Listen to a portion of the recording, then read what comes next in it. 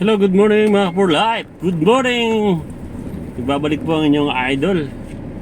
And, meron na naman tayong pag-uusapan ngayong umaga. Medyo hot topic na naman and trending na naman. Trending topic. Regarding ito sa ating isang kasama. Siguro naman hindi na kaila sa inyo yung nababalita na paghihiwalay ni Cherry White at ni Asian Pacboy. Talagang trending na trending talaga sa social media. Of course hindi naman nalilingid sa atin yan dahil lagi din tayo sa social media. And kilala natin si Pacboy at si Cherry White. Of course, ang vlogger talagang famous na famous. Mga kilala sa larangan ng social media, sa larangan ng vlog, kilalang kilala sila. Kaya pag kilala talaga, lahat ng mga pangyayari talagang napapag-usapan ng buong sambayanan at ng buong mundo. Hindi naman tayo sa hindi tayo apektado. Siguro hindi naman tayo apektado, talaga hindi naman tayo. Kaya lang nakikita lang natin, nababasa everyday talaga yun ang pinakang hot topic. And kung ano man talaga yung naging reason nila, nakikita natin, nasubaybayan natin yung kanilang tinatawag na love story, kumbaga.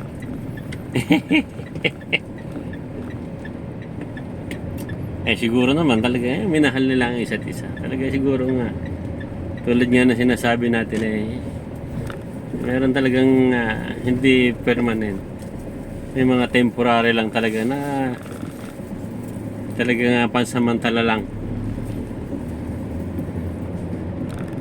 Hindi natin alam yung mga issue nila, hindi natin alam yung mga reason, and maging ano na lang tayo, hayaan na lang natin sila kasi napakarami mga basher na nakikisawsaw, nakikisali sa nangyaring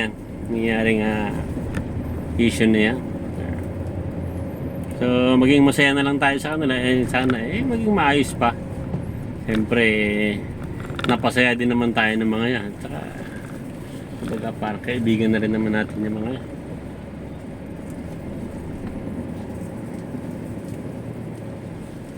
So yan. Ano naman yung kanilang mga dahilan, ano naman yung mga reason nila, hindi natin alam yun kasi sila naman yun. Of course yung Pacboy tsaka yung Cherry White the best tandem din naman nangyari sa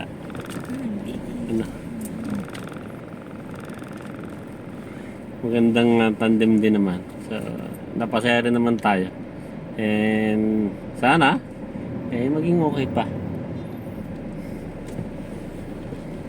Totoo man o hindi yung ganong issue, wala na tayong magagawa. Marami lang nakikisawsaw ng mga basher. Ibinabas nila si Cherry White kasi daw ginamit lang, tapos yung isa ganun din, ginamit lang din yung isa. Hindi naman natin alam yun. Kumbaga wala din naman tayong ano sa kanila. Hindi naman tayo nagpapakain sa kanila. Hindi naman sila. So kung ano man yung nangyayari sa kanila Saan tayo daan? dito na sa Port siguro, Port. Pag-ikot natin dyan sa Port.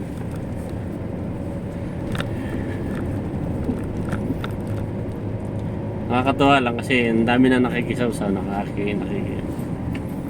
binabas nila si Cherry sabi naman ni Cherry minahal daw naman talaga niya si Pacboy.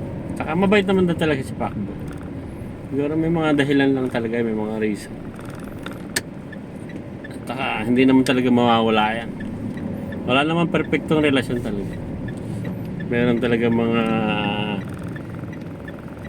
hindi pagkakaunawaan. Pwede sanang maayos, kaya lang talaga. Depende na rin sa dalawa yan kung paano nila ayos. So yun lang yung ating issue, trending topic. Boy Abunda. Babos!